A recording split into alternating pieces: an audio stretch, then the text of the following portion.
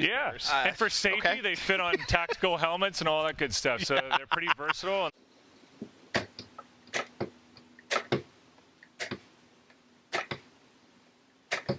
So that was a fucking lie. I sunk way too many hours into COD 4 back in middle school, and when Modern Warfare 2 came out, I got it the day it was released.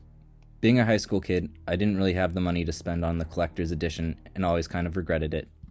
Occasionally, I'd go on eBay and try to see if I could pick up a set of those mock PVS 7s and a Soap McTavish head, but never had much luck. So when Activision announced that the Modern Warfare Dark Edition would come with a set of mock quad nods, I knew this was my chance to live out my childhood dream, and I had to grab some. The goggles themselves are pretty cool, if not a little gimmicky. I thought, maybe a little too optimistically, that these would be like these Chinese PLA goggles with 3 tubes.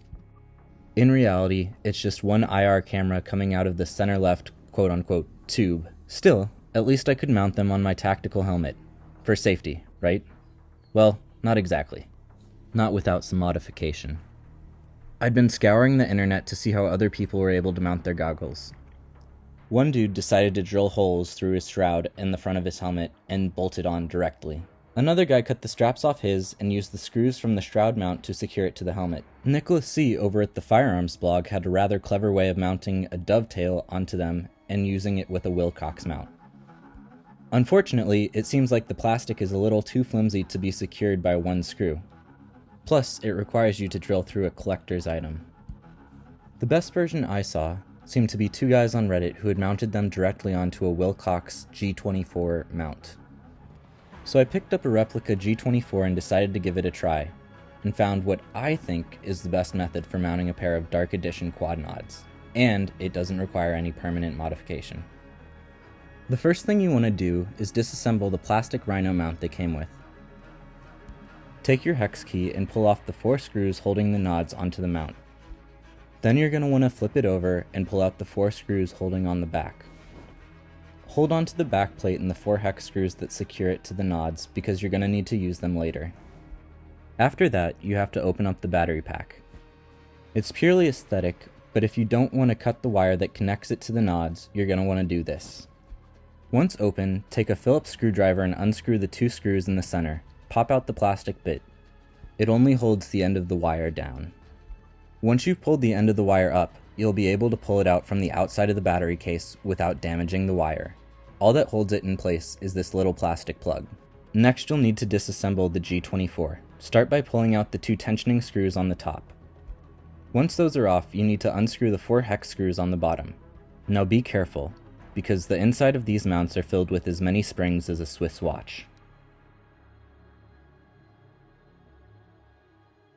Once I had done that, I tried to do what I'd seen in the photos and affix the part of the Dark Edition mount onto the G24.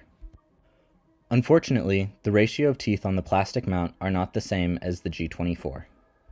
It can work, but not well. When I looked closer at the photo, I could see there's a gap between the rails and the plastic parts.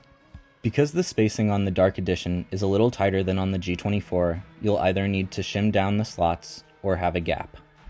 My solution was to mount the plastic underside to the top of the G24 mount, like so. It has enough spacing for 2 of the black hex screws from the plastic mount to screw into the metal top.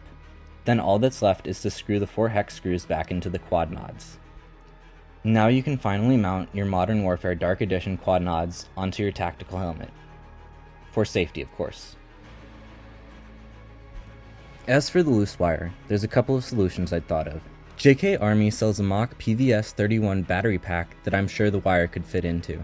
Alternatively, you could get one of those Tactical Tailor battery pack pouches designed for Milsim West and route it into one of those.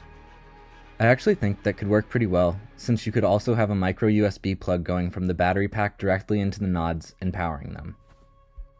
As of now, I just have the wire routed through some Velcro patches, and that works well enough for keeping it out of the way. At the end of the day, it's just a dummy wire, so you could always just snip it, but that might take away some of the value as a collector's item. If you're curious what it's like to be Bravo 6, going dark. This is what it looks like. I mean, they're not amazing by any means, but they're functional and kinda cool. Plus, if you consider you're getting a game and a steel book with them, they're really not the worst value in the world. Are you gonna be kicking down doors in them? No. Can you take your dogs out for a walk at night through a closed park with them? I personally wouldn't know, but if I had to guess, I'd say yes. Here you can see the difference between the standard mode and the long-range mode. The long-range mode uses 2 infrared flashlights to throw out a concentrated beam of IR light that extends the range of what the IR sensors can pick up. All in all, they're a toy, and a pretty neat toy at that. They're a little disappointing with the way they came from Activision, but with a little work, they can be a closer approximation to what was promised. And maybe there's space for a third party to come in and manufacture an IR camera version of quad nods that are closer to what I thought these would be. I know the capabilities of digital night vision are far from the same level as analog, but given the massive price difference, it might be cool to pick up some functioning quad nods for a couple $100s. Anyways, if you're at all interested in picking up some of these for yourself, I'd recommend checking out your local GameStop. Mine has them listed for $169.97, but it's not available for shipping.